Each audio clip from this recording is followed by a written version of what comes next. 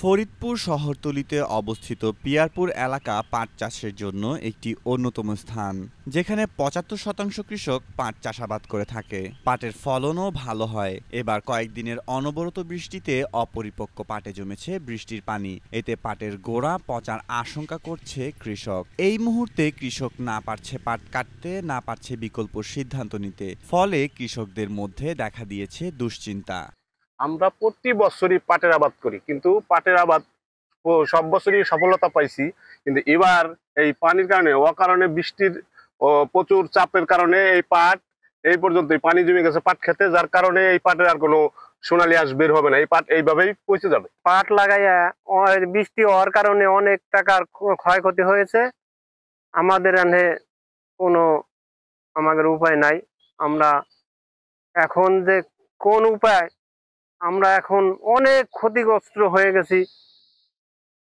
আমাদের মাঠে অনেক অনেক জায়গা পাট নষ্ট হয়ে গেছে। আমার প্রায় 2 লক্ষ টাকার পাট নষ্ট হয়ে গেছে।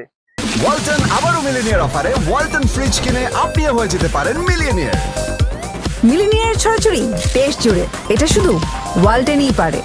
এবার আমরা যারা পাট লাগাইছি, আমাকে পাট পানি উঠে পৌঁছে গেছে, আমাকে পাট এবার আর হবে না। আমাকে এবার দুর্ভিক্ষ হয়ে গেছে, এবার আমাকে বাঁচা মুশকিল। এবার পাট পয়সা যাবে, এবার পানি উঠে গেছে, এবার পাট পয়সা যাবে, এবার আমাকে পাট আর ঘরে যাবে না। এবার আমার জমিতে পাট লাগাই, এবার আমাকে কষ্টটা বিতা গেল, কিন্তু আমাকে সব ফেলে আমাকে মরণ, আমাকে বাঁচার কাজে নেই।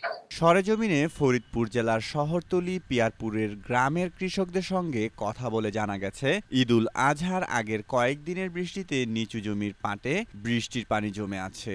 ফলত পাটের গোড়া পচন ধরার সাথে সাথে দাড়িও গজাচ্ছে। এখন এ পাট না যাচ্ছে কাটা, আর না যাচ্ছে নতুন করে পাট বুনন করা। এতে পাট চাষে লোকসানের মুখে পড়তে হবে কৃষকদের। ফরিদপুরের কৃষি অফিস বলছে, হঠাৎ কয়েকদিনের ধারাবাহিক বৃষ্টিতে ফরিদপুর শহরতলির অধিকাংশ নিচু জমিতে পানি জমেছে। এতে পাটের গোড়া পচার আশঙ্কা রয়েছে।